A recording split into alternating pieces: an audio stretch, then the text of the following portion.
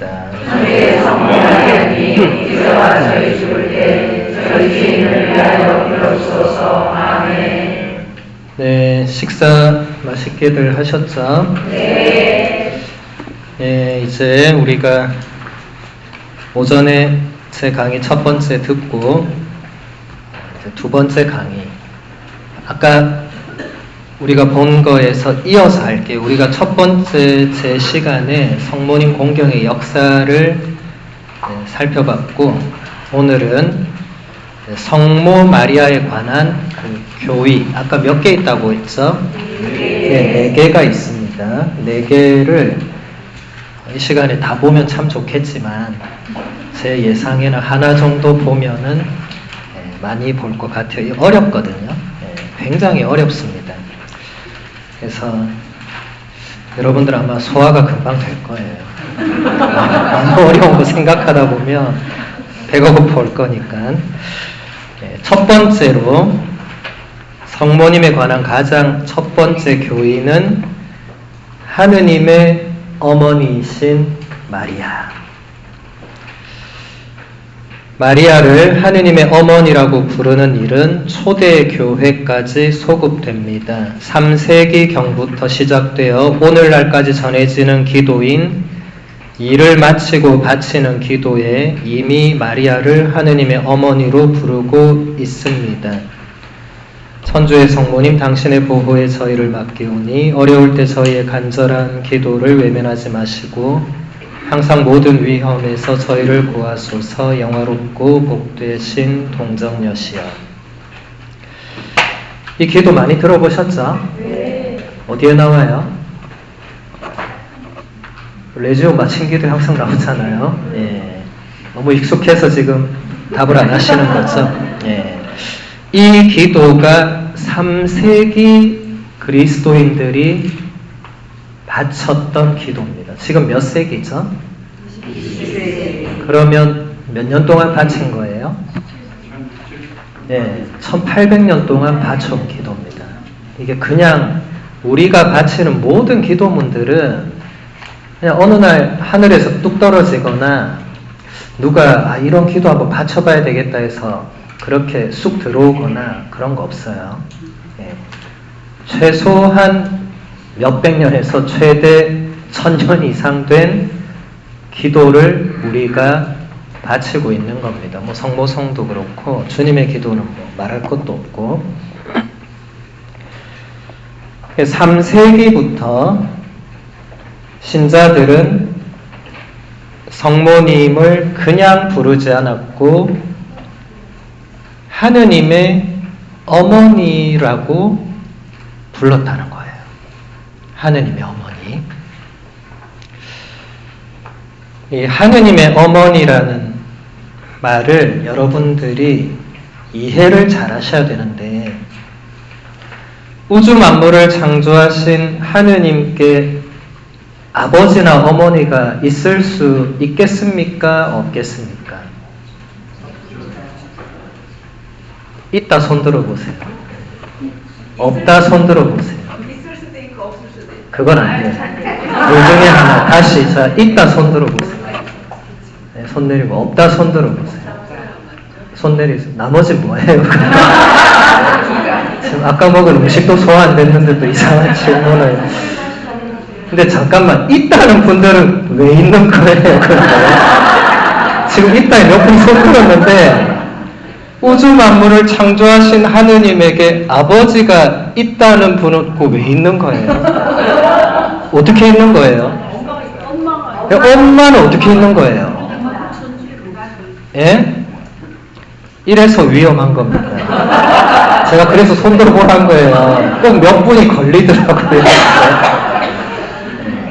지금 1번 손든 분들은 이 강의 진짜 잘 들으셔야 되고, 어디 가서 절대로 1번에 손들면 안 됩니다.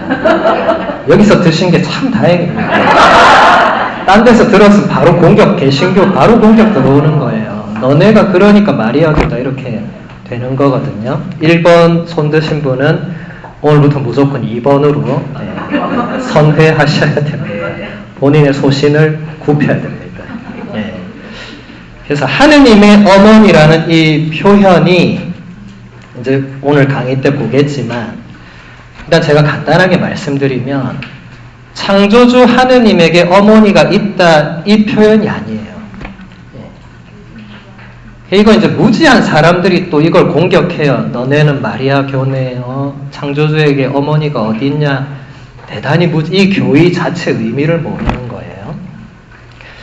창조주 하느님께는 어머니가 있을 수 없죠. 하느님밖에 계시지 않았는데 어떻게 어머니가 있습니까? 하느님이 세상을 창조하신 뒤에 세상 모든 어머니가 있는 거지. 그런 의미가 아니죠. 우리가 그렇게 바보같지 않습니다. 가톨릭 교회가 교의를 그냥 정하지 않아요. 그러면 이 표현은 뭐냐? 성모님은 누구의 어머니시죠? 예수님의 어머니시죠. 근데 예수님은 누구시죠? 하느님의 외아들이죠. 그런데 요한복음서 1장에 보면 뭐라고 되어 있죠? 한 처음에 말씀이 계셨다. 말씀은 하느님과 함께 계셨는데 그 다음 뭐라고 되어 있죠? 말씀은 하느님이셨다. 예.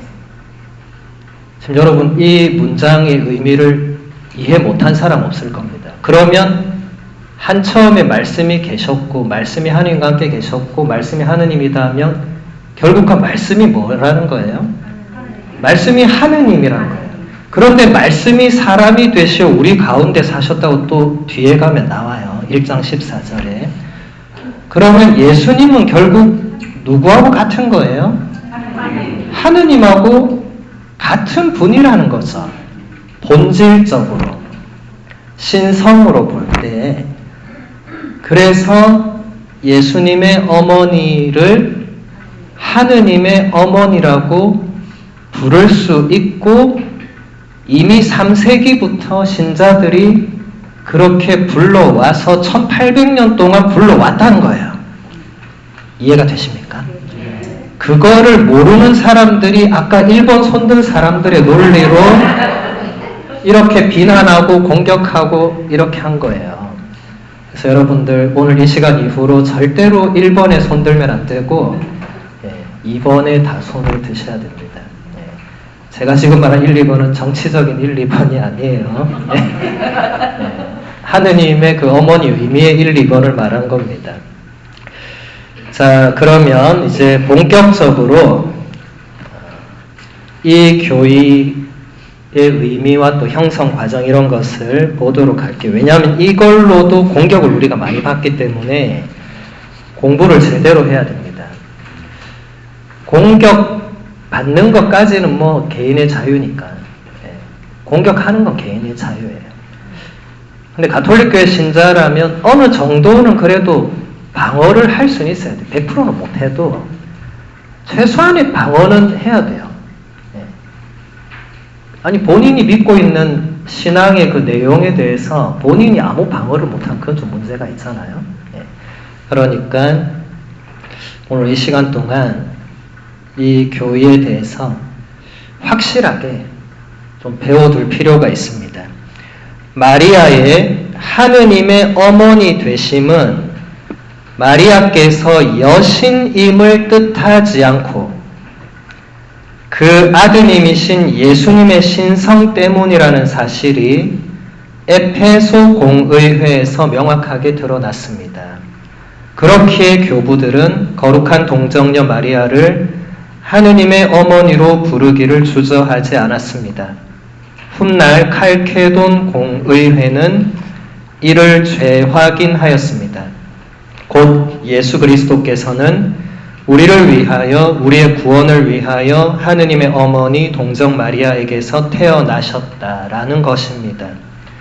따라서 하느님의 어머니라는 호칭은 마리아께서 낳으신 예수 그리스도께서 온전한 하느님이시며 동시에 온전한 인간이시라는 점을 재확인한 것입니다. 제가 읽어드린 그대로 방어하면 됩니다.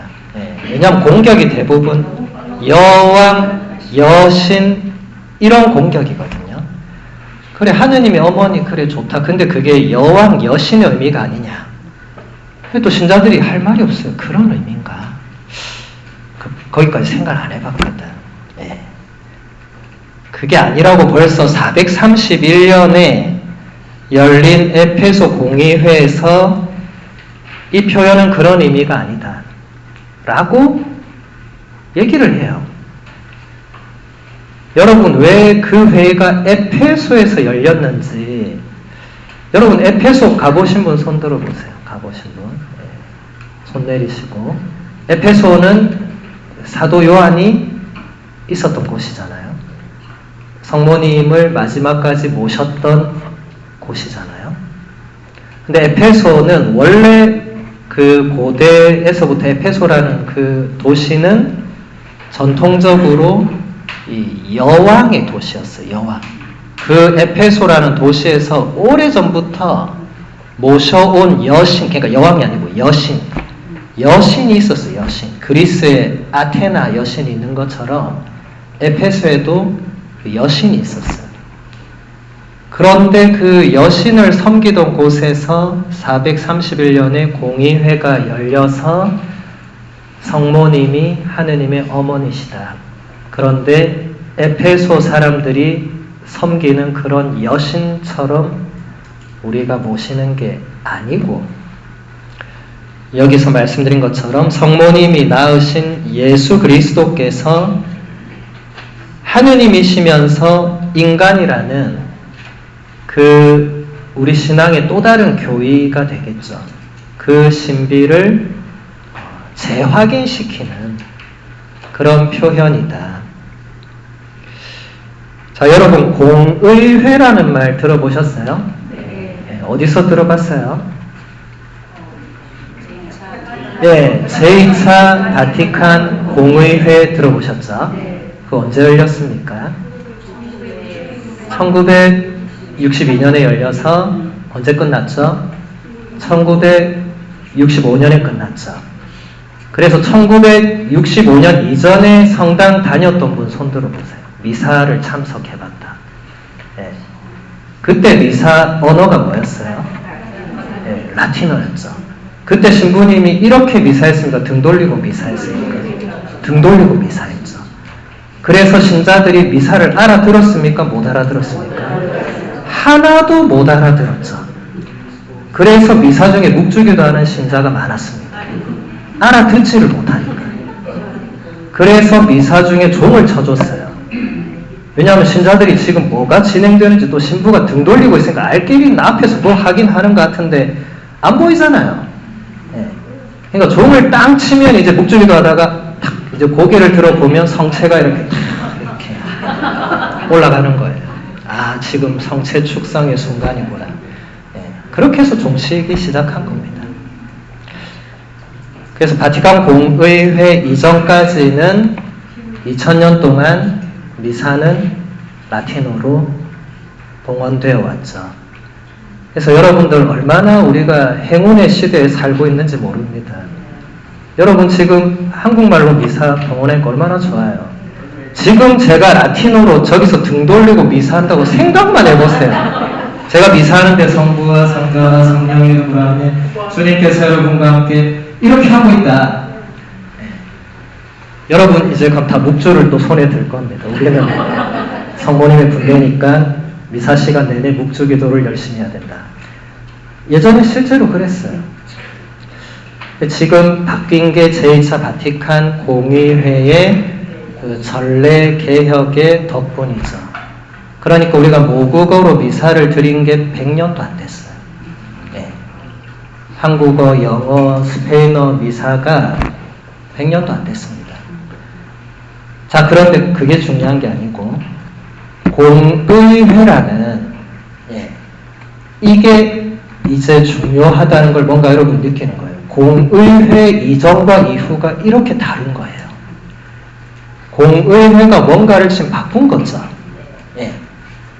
다시 제가 아까 말씀드린 그 저녁기도, 우리 이따가 바칠 저녁기도 신덕송에서 하느님께서 계시하신 진리를 교회가 가르치는 대로 굳게 믿는다. 공의회의 결정은 교회의 가르침입니다. 그래서 우리는 그것을 그대로 따릅니다. 제가 아까 얘기했죠. 둘 중에 하나다. 받아들이거나 나가거나. 아주 간단합니다. 제2차 바티칸 공회 끝나고 나간 사람들 많았어요. 모국어로 미사하고 사제가 신자를 보면서 미사하는 걸 못 받아들이고 나간 사람들 많았어요. 지금도 어딘가에서 자기들끼리 미사하고 있을 거예요. 예. 언젠가 사라지겠죠. 이단이라는 게 그런 데서 생겨나고 거기서 좀 더 가면 사이비가 생겨나고 그런 건데, 어쨌든 공의회라는 이 결정은 교회의 가르침이다. 그래서 여러분들 제2차 바티칸 공의회 문헌이라는 게 있어요. 내일 집에 가서 한번 찾아보세요. 아마 있을 거예요. 여러분 집에. 여러분도 몰랐을 건데 집에 있을 거예요. 이런 책이 있었나 할 것도 있을 거예요. 두께는 성경과 비슷합니다. 그래서 아마 여러분들이 한 번도 펼쳐보지 않았을 가능성이 매우 높다. 그런데 아까 우리가 신독송 매일 바치는 분은 교회가 가르친 대로 굳게 믿는다고 본인이 고백했기 때문에 제2차 바티칸 공회 문헌을 읽어야 됩니다. 본인이 기도하면서 본인이 교회 가르침을 안 보고 있는 건 말이 안 되잖아요. 제2차 바티칸 공회 문헌과 가톨릭 교회 교리서는 교회 가르침입니다. 그래서 읽어야 됩니다. 읽다가 모르는 게 생기면 본당 신부님께 문의하시면 됩니다. 저한테 하지 말고 본당 신부님한테 하세요. 모든 분들이 저한테 하면 제가 어떻게 살 수가 있겠어요. 각 본당 신부님들 훌륭하시니까 각 본당 신부님들께 하시면 충분히 대답해 주실 것입니다. 자, 그러면은 이제 이 공의회란 게 무엇이냐. 전 세계의 모든 교회의 지도자들이 한자리에 모여서 신앙의 내용에 대해서 뭔가를 결정하는 가톨릭 교회의 최고 의결기구 정도로 보시면 돼요. 여러분들 사도행전 15장을 보면 예루살렘에서 사도들이 모여서 바오로 사도와 함께 회의를 하죠. 거기서 몇 가지를 결정하죠. 그 전에 없던 결정을 해요. 유대인들하고 우리하고 관계에서 유대인의 관습을 지키는 것과 가톨릭 그리스도교 신자로서 그걸 어디까지 받아들여야 되고, 이것을 사도들도 예수님한테 들은 게 없어요. 이제부터는 사도들이 결정을 해야 돼. 그래서 사도들이 그걸 혼자 결정하지 않고 다 같이 예루살렘에 모여서 바오로도 같이 결정을 합니다. 결정해서 이제 그대로 따르면 된다. 이게 교의의 출발점이 되는 거예요. 그래서 예루살렘 사도회의를 첫 번째 공의회라고 표현하기도 하는데, 그런데 이것은 한계가 많았어요. 왜냐하면 그 다루는 의제도 몇 개 없었고, 거기 사도행전 나와 있는 그게 다였어요. 이렇게 한 두세 가지를 앞으로 결정합시다, 이렇게 합시다, 끝이었어요. 그리고 그대로 그 뒤에 별 문제가 없었어요. 그런데 이제 12사도 다 돌아가시고 12사도의 후계자들, 전문적 용어로 교부라고 합니다. 제가 로마에서 공부했던 과목이 교부학인데 교부들에 대해서 배우는 거죠. 교부들이 이제 교회의 지도자들로서 교회를 이끌어 가는데, 이제 교부들의 시대에 이제 새로운 문제들이 계속 나타나기 시작해요. 새로운 문제들. 그러니까 아까 제가 말씀드린 대로 그런 이단들이 생겨나기 시작합니다.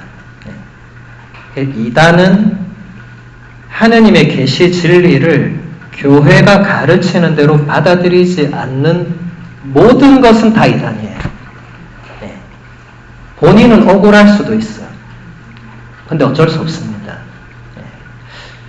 그래서 제가 이 시간에 모든 이단을 다 설명할 수는 없고, 첫 번째 공의회가 열리게 된 그것만 간단하게 말씀을 드리면, 여러분들 지금 주일에 신앙 고백할 때 사도신경도 바치지만 다른 신경도 바치죠? 그게 뭐예요? 니케아 콘스탄티노폴리스 신경이라고 바치죠. 예. 거기서 니케아와 콘스탄티노폴리스는 어디서 나온 걸까요? 이게 공의회 이름을 가져온 겁니다. 니케아는 첫 번째 보편 공의회였고 325년에 니케아에서 열렸고, 콘스탄티노폴리스는 두 번째 보편 공의회였어요. 381년에 콘스탄티노폴리스에서 열렸습니다. 이 두 공의회에서 결정된 것을 합쳐서 신앙 고백문으로 만든 것이 지금의 니케아 콘스탄티노폴리스 신경입니다. 지금까지 바치고 있죠. 381년부터 지금까지 바쳤으면 아까 성모님께 일을 마치며 바치는 기도하고 거의 비슷하죠. 한 100년 넘는데 어쨌든 그 신앙 고백을 해온 겁니다. 그 신앙 고백을 결정한 회의가 니케아 공의회. 이게 첫 번째였어요. 이 첫 번째 공의회는 제가 여러 강의에서 설명을 많이 했지만 그 당시는 이제 300년대 초반이었어요. 막 콘스탄티누스 황제가 로마라는 엄청난, 지금 로마는 도시 로마지만 그때 로마는 유럽 전체와 북아프리카까지 어마무시한 넓은, 동쪽으로는 유럽을 넘어서서 소아시아 그쪽까지 뭐 세계 전체라고 그 당시 역사에서 볼 수 있겠죠.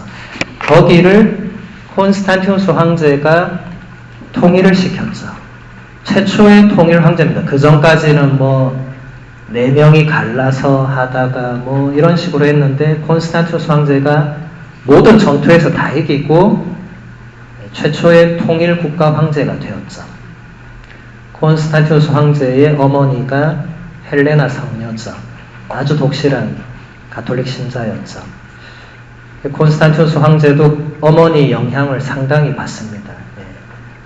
어머니가 시키는 걸 뭐 안 하는 아들이 물론 있을 수 있겠죠. 여러분 아들들 말고 다른 그런 아들들이 있겠지만 대부분의 아들들은 어머니가 시키는데 못합니다. 이렇게 안 하거든요.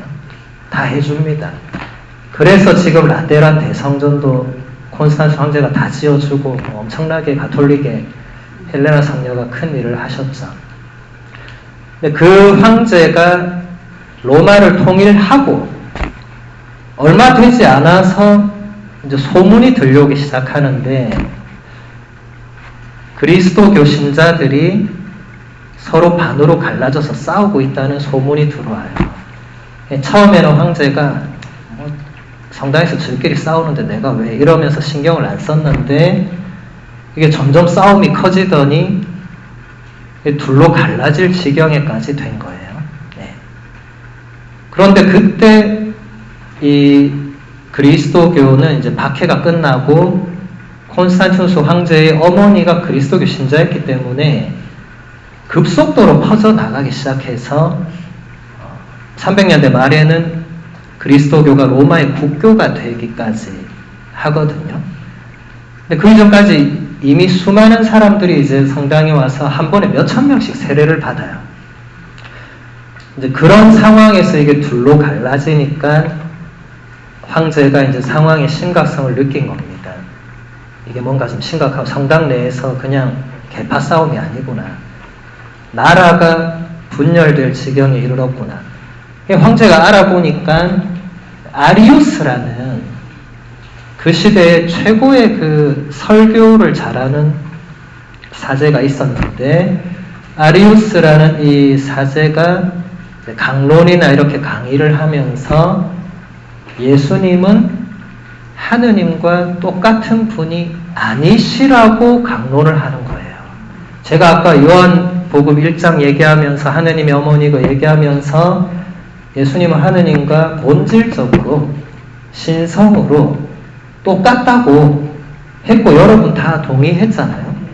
근데 아리우스가 아니라고 하는 거예요. 아니라고. 근데 여러분 중에 누가 아니라고 하면 여러분이 무시하겠죠. 그런데 그 시대 최고의 이 뛰어난 석학이고 설교자가 아니라고 하니까 이렇게 앉아있는 반반 갈라지는 거예요.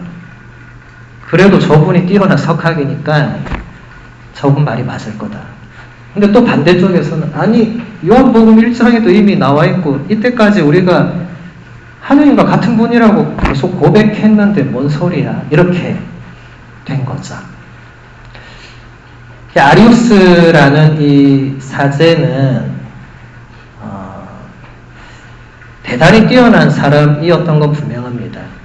근데 이분이 문제는 구약의 유일신 사상과 그 당시에 그때는 이제 4세기 초죠. 300년대 초니까. 그때 유행하던 철학이 중기 플라톤 철학이 그 시대 전체를 지배하던 사상이었어요. 상당히 우리 그리스도교는 지금은 이렇게 다 정해져 있으니까 별로 세상의 어떤 문화와 철학의 영향을 별로 안 받지만 그때만 해도 뭐 다 정해진 시대가 아니니까 그 세상의 흐름과 철학, 사상 이런 것이 영향을 주겠죠.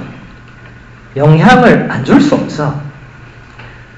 그래서 이 아리우스라는 인물이 당대 최고의 석학이었는데 구약의 유일신 사상과 중기 플라톤 철학을 매치할 수 있는 걸 끊임없이 연구했어요.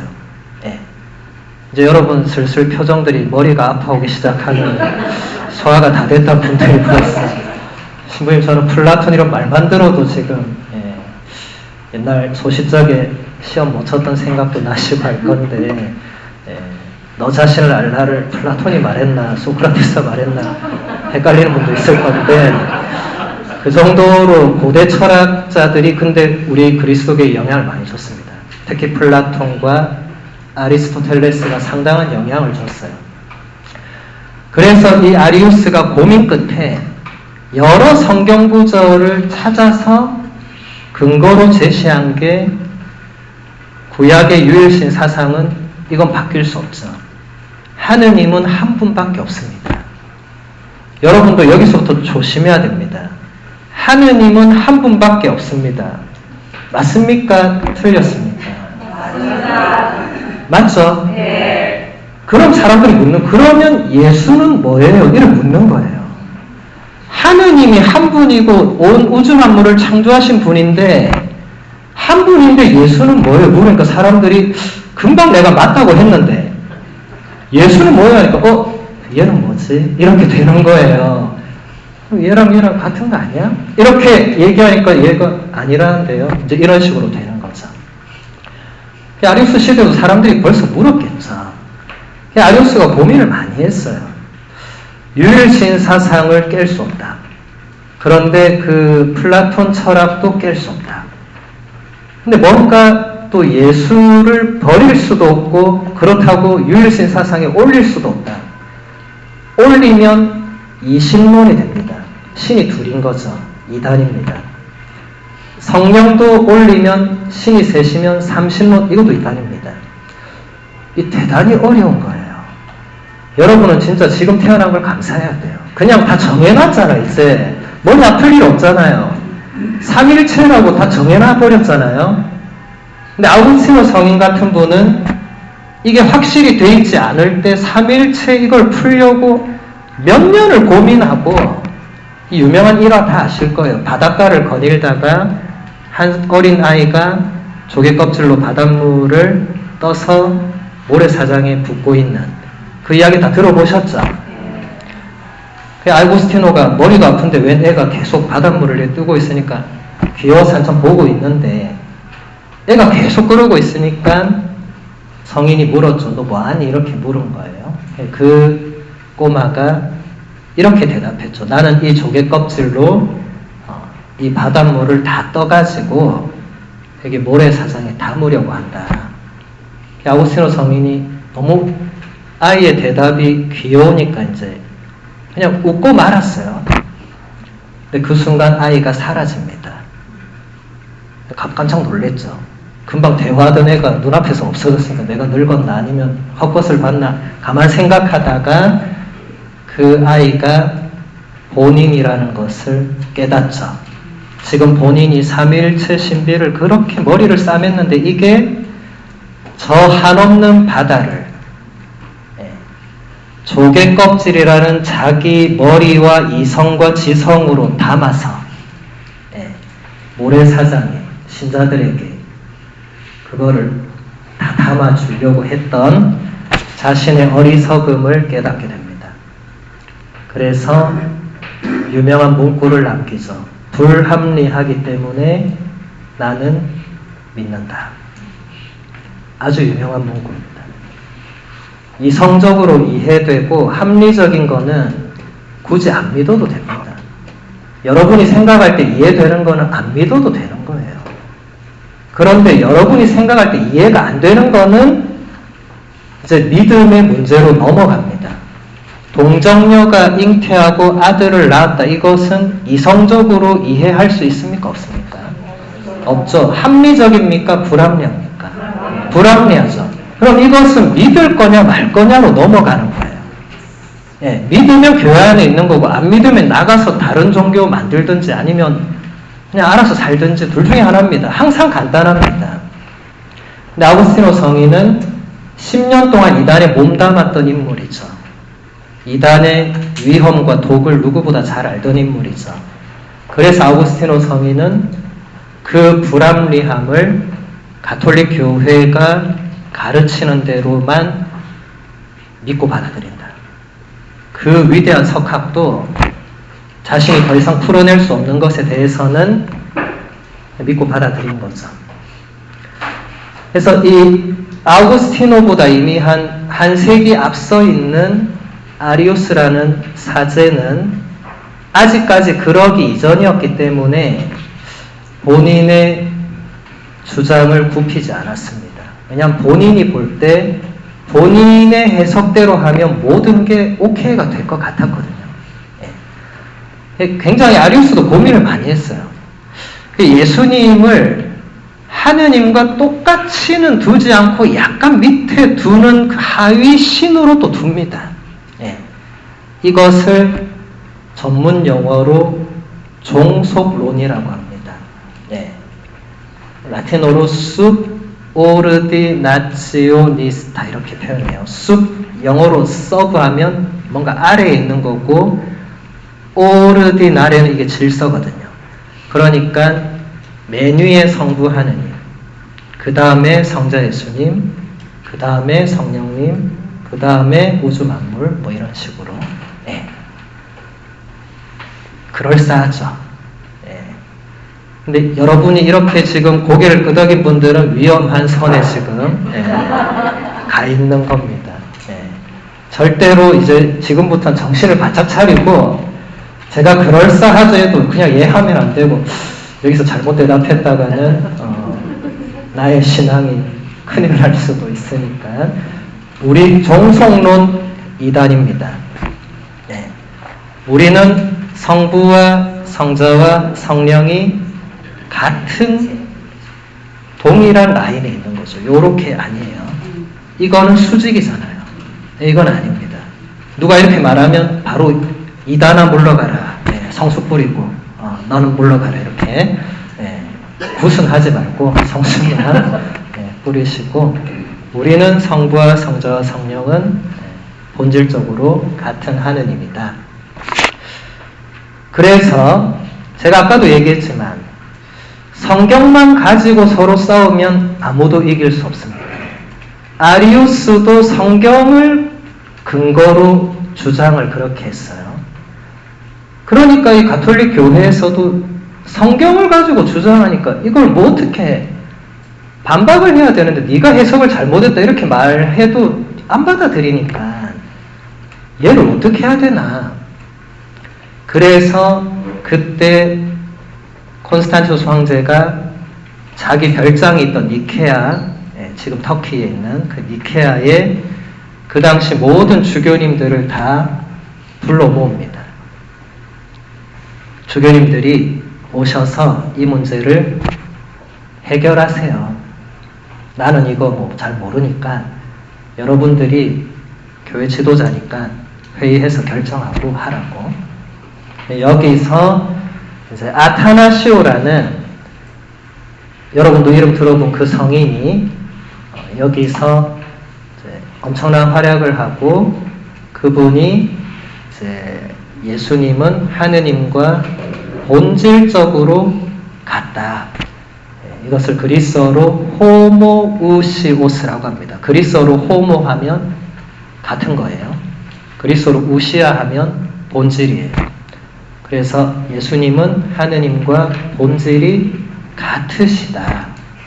이렇게 이 문구가 그대로 신앙 고백에 들어가서 이 회의에서 아리우스는 이단으로 단죄되고 아까 제가 얘기했던 그 엑스 꼬무니까지요. 우리말로 하면 파문되는 거죠. 네. 쫓겨나는 거죠. 아리우스는 이제 그 뒤에 이제 역사의 뒤편으로 사라졌죠. 그때 결정한 것, 그리고 381년에 한 번 더 결정한 것 합쳐서 지금 신앙 고백문이 나왔다.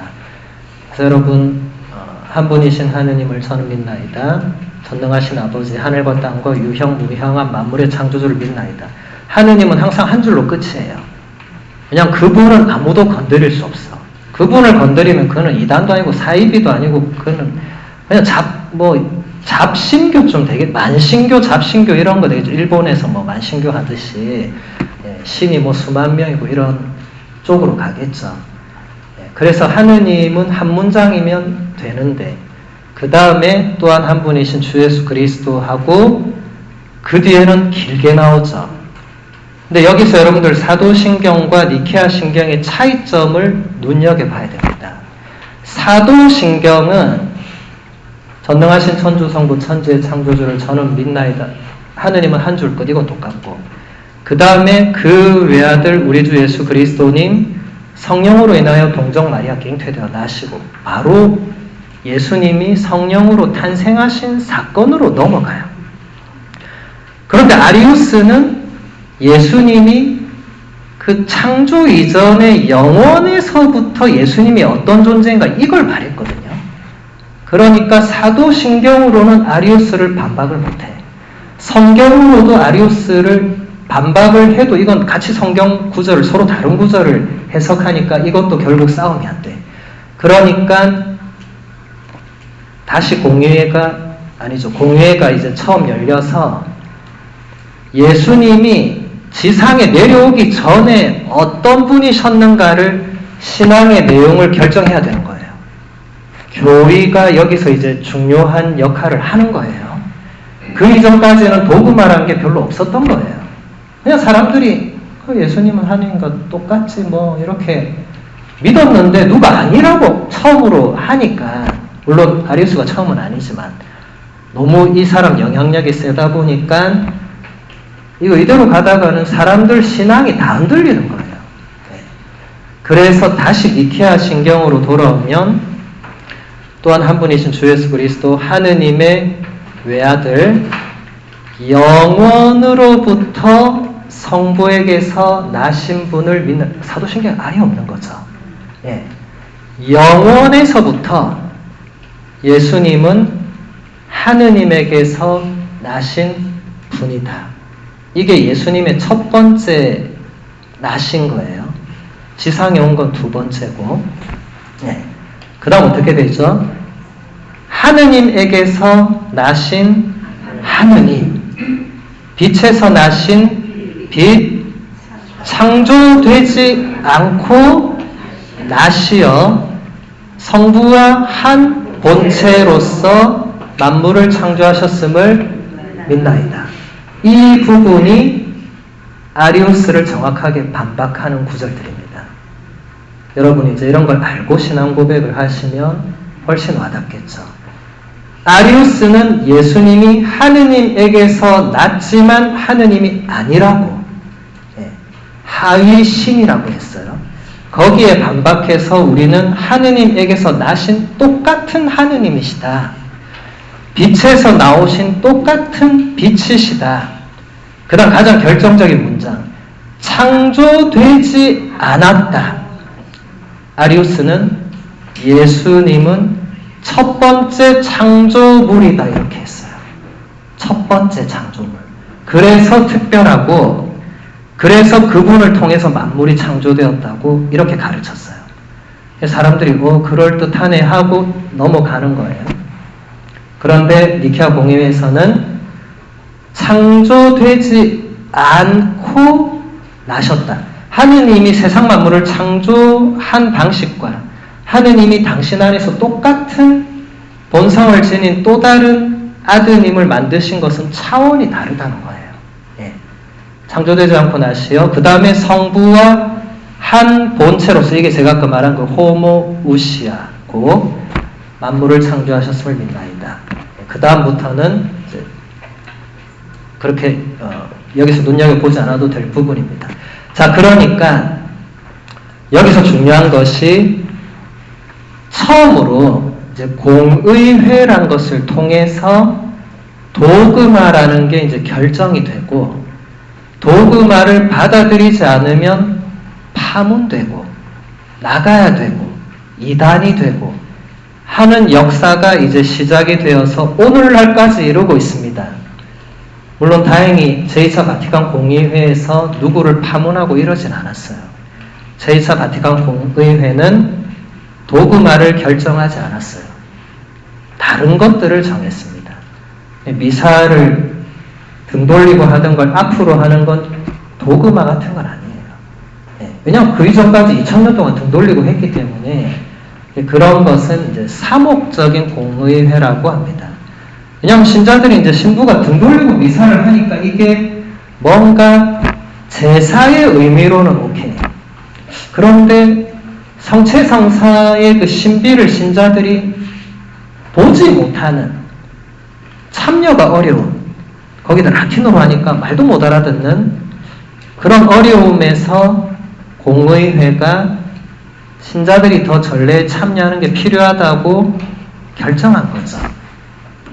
이것은 지금 우리가 보고 있는 이런 하느님의 어머니 마리아, 성모 승천 이런 도그마랑은 완전 다른 차원입니다. 근데 어쨌든 이것도 교회가 정했으면 끝입니다. 저는 라틴어로 미사하고 싶습니다. 안 돼. 프란치스코 교황님 얘기했잖아요. 안 된다고. 왜 안 됩니까? 하니까 교황님 뭐라고 했습니까? 분열을 자꾸 늘려서는 안 된다고. 혼자서 제가 혼자 미사할 때는 라틴어로 해요. 왜냐하면 거기 분열될 사람이 아무도 없어요. 사슴만 지나다니고 제가 미사할 때 아무도 오지 않아요. 제가 오라 해도 아무도 안 와요. 제가 라틴어로 하든 그리스어로 하든 무슨 어떤 말로 하든 아무도 분열되지 않아요. 그리고 중요하지도 않아요. 그건 상관없어요. 근데 제가 이 정도 되는 신자들 모아놓고 이제 봉쇄교육 미사는 라틴어로 합니다. 제가 등 돌리고 합니다. 그럼 여러분 어떻게 해야 됩니까? 빨리 교구청에 전화를 해서 우리 지도 신부님이 지금 이렇게 미사한다. 바로 전화해야 됩니다. 제 눈치를 봐서는 안 되고 그럴 때는 빨리 한국이나 미국의 주교님한테 전화해서 상황의 심각성을 알리고 그러면 제가 조치를 취하겠죠. 다시 원래대로 하든지 나가든지 나가서 계속 등 돌리고 라틴어로 미사하든지 둘 중에 하나예요. 그래서 이 공의회가 그 다음 제가 아까 325년에 니케아 공의회 열렸다. 1차 381년에 콘스탄티노플 공의회가 열렸다. 2차 그 다음에 431년에 에페소에서 공의회가 열립니다. 이게 3차 보편 공의회입니다. 여기서 그 공의회가 뭐라고 결정했냐면 성모님은 하느님의 어머니시다. 그리스어로 테오토코스라는 단어를 거기에 명확하게 넣습니다. 그리스어로 테오스 하면 하느님, 토코스 하면 아기를 낳는 거거든요. 그러니까 사실 정확하게 번역하면 하느님을 낳으신 분이다. 예. 근데 낳은 분이 결국 어머니잖아요. 그러니까 하느님의 어머니다. 그래서 우리는 지금 그게 라틴어로 그걸 번역할 때 마테르 데이라고 번역을 했어요. 라틴어로 마테르 하면 어머니, 데이 하면 데우스가 하느님이죠. 데이 하면 이게 영어의 of가 되죠. 그래서 영어로는 Mother of God 이렇게 미사 때 이렇게 기도하고 우리는 하느님의 어머니라고 미사 중에 고백을 하죠. 그래서 이것을 훗날 칼케돈 공의회가 또 재확인했다. 칼케돈 공의회는 451년에 열린 네 번째 보평 공의회입니다. 여기서 다시 한번 우리를 위하여, 우리의 구원을 위하여 하느님의 어머니 동정 마리아에게서 예수 그리스도께서 태어나셨다. 다시 한번 못 박아요. 그러니까 공의회가 결정한 그 문장, 그 단어는 이런 게 도급합니다. 그것은 그 뒤로 그 누구도 바꿀 수 없다. 네. 바꾸려면 어떻게 해야 된다? 나가야 된다. 네. 여러분 뭐 마음에 안 드는 신앙 고백문 구절이 있다? 어떻게 하면 됩니까? 나가면 됩니다. 나가서 마음 맞는 친구들하고 그 구절 바꿔가지고 고백하면 됩니다. 집에서 하시더라도 아무 상관없어요. 그런데 성당에서는 안 되겠죠. 정해진 것밖에 못하는 거예요. 그래서 이 하느님의 어머니, 여기서 에페소 공의회에서도 분명히 그 공의회에 참석한 지도자들이 이것은 성모님이 여신이라는 혹은 여왕이라는 그런 의미가 아니다 라고 분명하게 말했습니다. 그게 공의회에 다 문헌에 남아있어요. 그런데 이게 431년에 열리다 보니까 지금보다 몇 년 전이죠? 예, 1600년 전이죠. 그러니까 지금 여러분이 에페소 공의회 결정을 여러분이 알겠습니까? 모르겠습니까? 잘 모르시죠? 그러니까 누가 이런 공격하면 헷갈리는 거예요. 벌써 1600년 전에 결정 다 해놨는데 내가 모르고 있으니까 누가 공격하니까 모르겠는데 이렇게 되는 거예요. 그래서 여러분 다음에는 누가 이런 걸 공격하면 야 집에 가서 에페소 공의회 찾아봐. 네. 하고 바로 돌아서면 됩니다.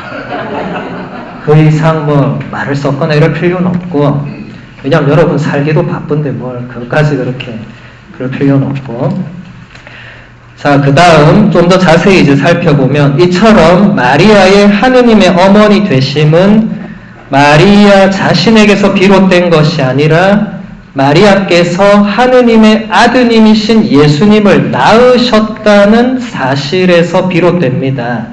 이것은 예수 그리스도의 신성을 강조하는 것입니다.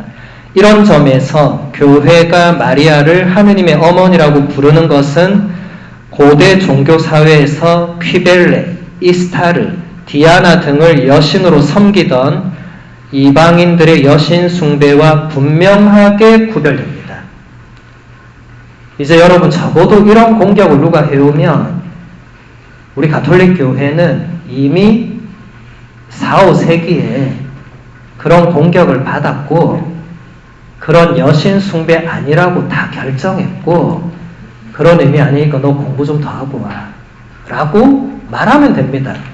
예. 그 이상 말 섞지 마시고 예.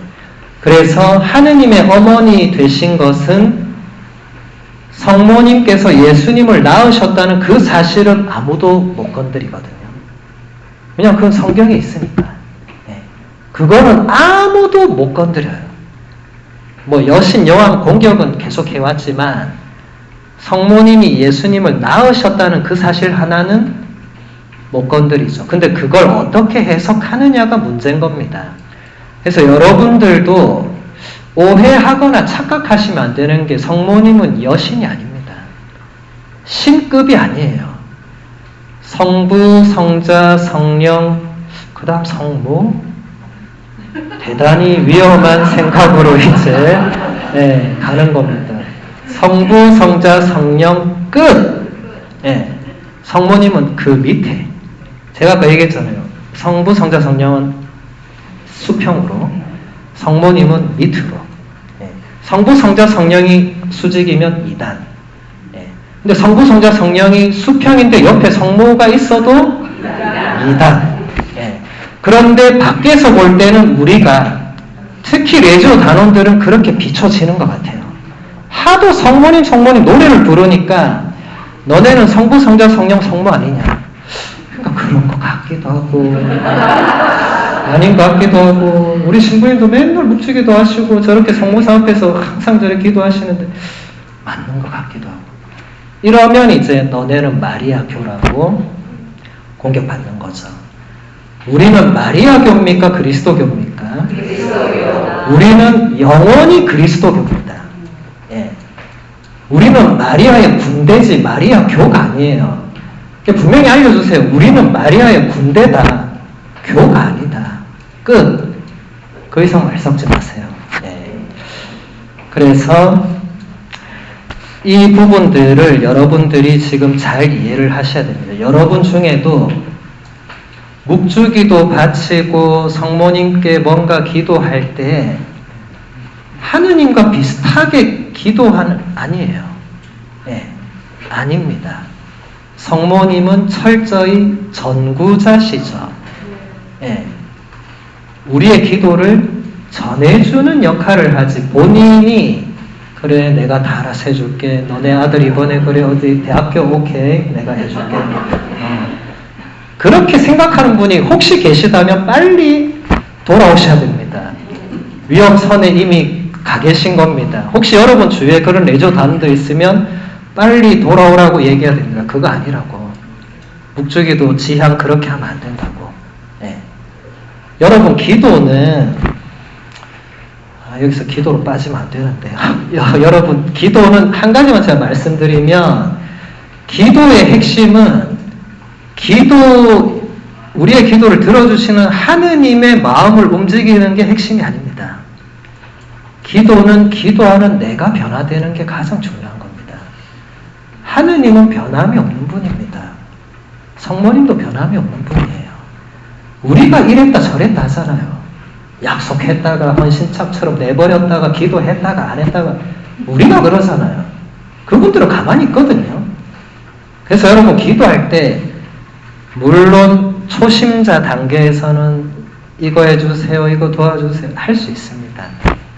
그런데 점점 기도에 이제 맞들여 가는 분들은 그게 아니란 것을 아마 느끼실 거고 지향을 두는 것까지는 교회가 막지 않잖아요.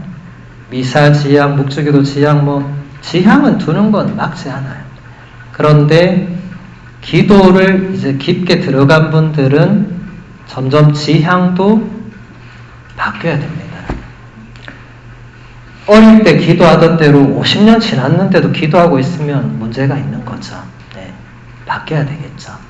그래서 여러분들 기도할 때 하느님 제발 이걸 들어주세요 라고 이제 청하기보다는 내가 하느님과 함께 있음으로써 느끼는 그런 기쁨과 행복, 내가 묵주기도를 드리면서 성모님과 함께 평화를 누리는 그 선물, 그리고 물론 거기서 내가 지금 도움이나 기도가 필요한 분들을 성모님의 전구에 맡겨드리는 건 아주 좋은 겁니다.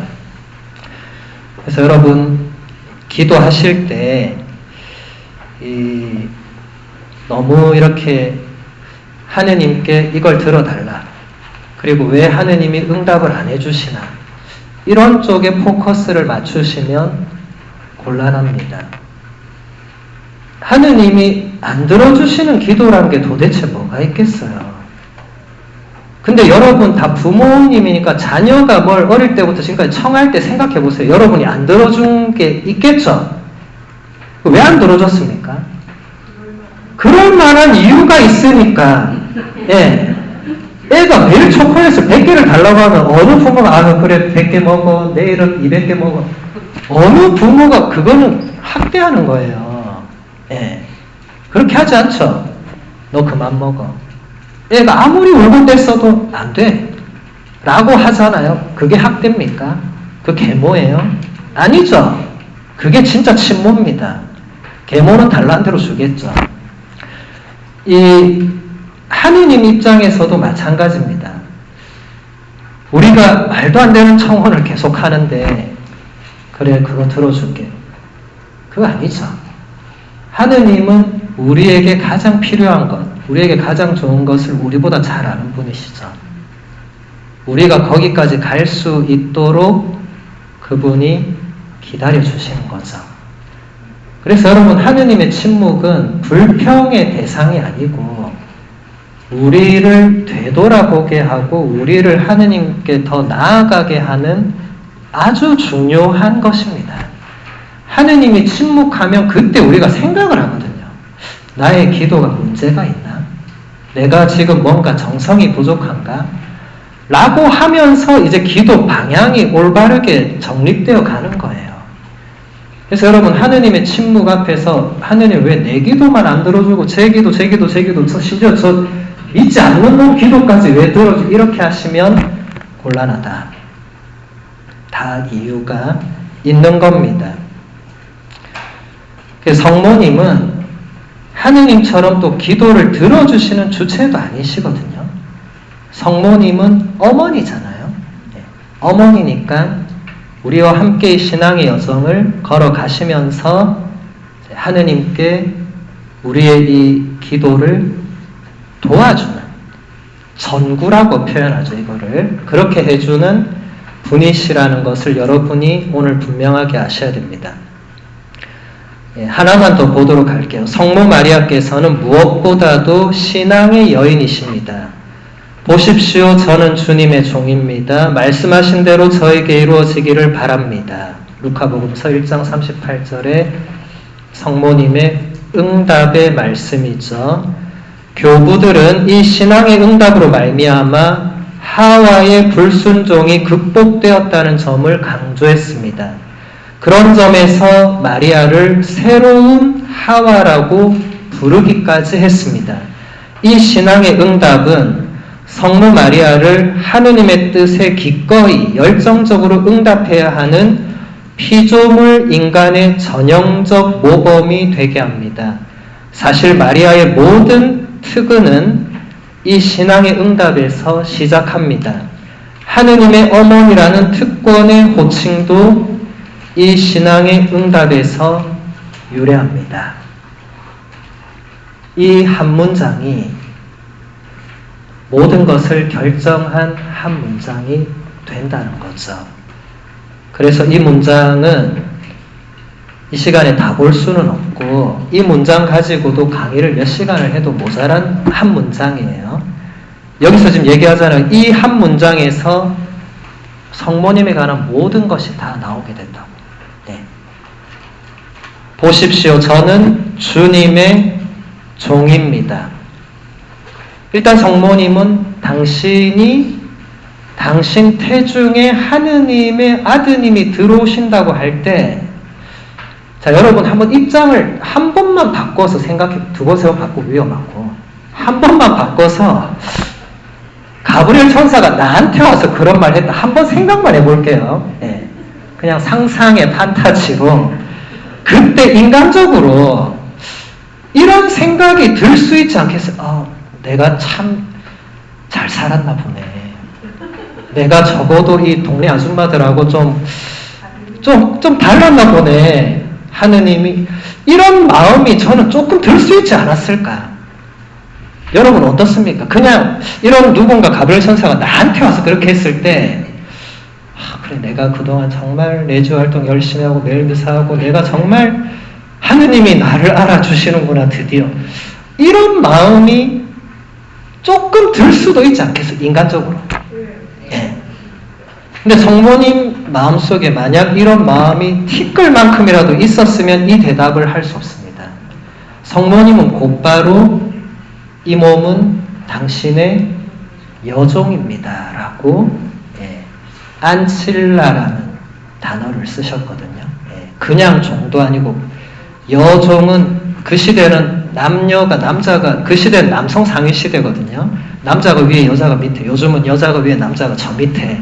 집 바깥에 강아지보다도 못하게. 예, 강아지는 집 안에라도 있잖아요. 예, 남자들은 저기서 들어올까 말까 막 이렇게 하잖아요. 예, 근데 옛날에는 전 모르죠. 혼자 사는데. 전 마누라도 없고 아무도 없잖아요. 저는 강아지도 없고 아무것도 없어요. 저는 적어도 제 집 들어가는데 고민하지 않습니다. 그냥 들어갑니다. 예. 그런데 근데 무슨 얘기하다 갑자기 강아지가 예? 예. 성모님은 당신을 종보다도 더 밑에 여종으로 표현했는데 이게 가식일까요? 진짜일까요? 진짜요. 이게 가식이면 성모님은 예수님의 어머니가 될 수 없었겠죠. 가식이면. 가식이면 하느님이 모르겠어요?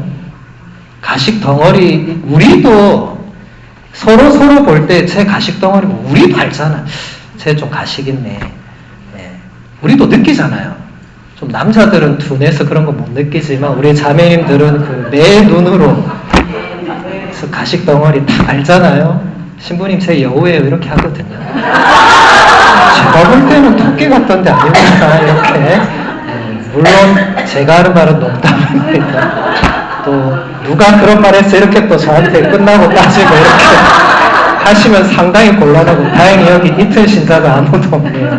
정말 다행입니다. 그렇다고 또 여러분들 본당 가가지고 또 본당 신부한테 그러지 마세요. 네, 그러지 마시고 성모님은 가식이 아니라 정말 있는 그대로 저는 하느님 당신의 비천한 여종일 뿐인데 이걸 먼저 말씀하시고 그런데 당신께서 그런 비천한 여종인 저에게 지금 성모님도 사실 못 알아들었거든요. 사실 저도 못 알아듣는 신비를 말씀하시니까 그냥 당신 말씀대로 이루어지도록 저를 당신께 봉헌합니다. 맡깁니다. 이거잖아요. 이 응답이 그 뒤에 성모님 모든 걸 결정하게 된 겁니다. 그래서 여러분들 레지오 단원들은 항상 이 문장을 여러분들 가슴 속에 두고 새기고 특히 레지오 활동하시다가 힘들고 어렵고 왜 나만 이 고생하나 억울할 때 이 문장을 다시 한번 보면서 저는 당신의 비천한 여종일 뿐입니다. 당신 말씀대로 저에게 이루어지기를 바랍니다. 라고 기도하시면서 다시 성모님과 함께 힘을 얻는 그런 여러분들이 되시기를 바랍니다. 오늘 하느님의 어머니도 반도 못 나갔네요. 네. 이 뒷부분은 제가 이어서 이번 주말에 퀸즈와 마돈나 또 그 다음 주에 마이클 이렇게 레지오 다른 영성교육이 잡혀있고 아마 그 다음 달에 이튼, 에디슨 이런 데도 아마 할 것 같아요. 작년에도 했으니까. 그때 계속 이어서 제가 아까 말씀드렸던 이 올바른 성모신비 이 얇은 책을 제가 강의록으로 20페이지 정도 준비했는데 어제 오늘 나간 게 토탈 2페이지 20페이지가 그대로 남아있어서 아마 올해 모든 레지오 다른 영성교육은 이걸로 다 해도 또 남을 게 분명하고 그래서 내년에도 기회되면 남은 것도 하고 이렇게 그 성모님에 대해서는 이렇게 할 얘기가 많은 거예요. 그만큼 성모님은 우리 그리스도교 역사에서 특별한 분이시고 우리 모두의 어머니시라는 것을 다시 한번 이것도 증명해주는 그게 되겠죠. 그래서 우리 마침 기도 영광송 바치고 마무리하겠습니다. 영광이 성부와 성자와 성령께